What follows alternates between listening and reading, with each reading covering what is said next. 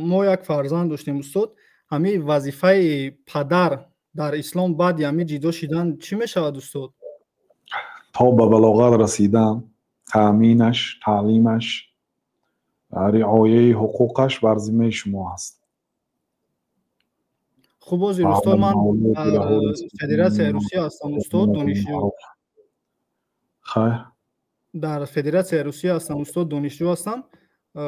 همگان میدونن که بعد جدا شدن کودک با مادرش میستد و شاید هم که امکانیتی با او خوردن نباشد تا اون دمی که من به دولت نروم به تاجیکستان.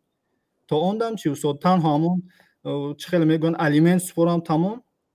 نه، اون الیمنت به کفایتی کردن نکار. نه، الیمنت گاه ها بسیار و گاه ها کم نشان میدهد و مثلا می آموزید همین کودک در نزدتان بود چقدر صرف و خراجات داشت به طعامش، به شرابش، به لباسش، به خواندنش، به سلامتیش. مثلا کودک بیمار میشه دکتر میرد، مثلا داروی و طبابتش و پولی الیمنت گاه ها نمیرسد اگر همین خیلی حادثه ها شود. اگر و این چونین از همه مهمش تربیهش، نه خوراندن و پوشاندنش.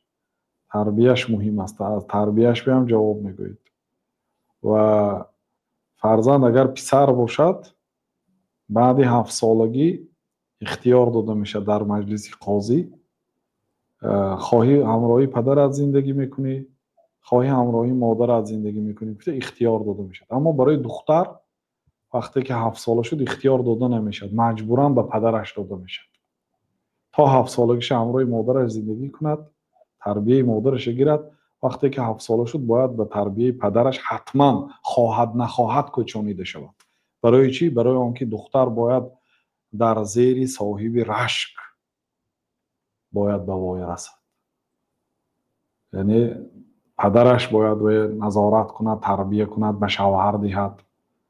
مادرش هم بله وا خورد با مادرش، یک هفته یک مرتبه، 2 مرتبه، 3 مرتبه به قدر امکان همراه مادرش وا خورد، ولی که در زیر نظارت پدرش باید به وای رسد.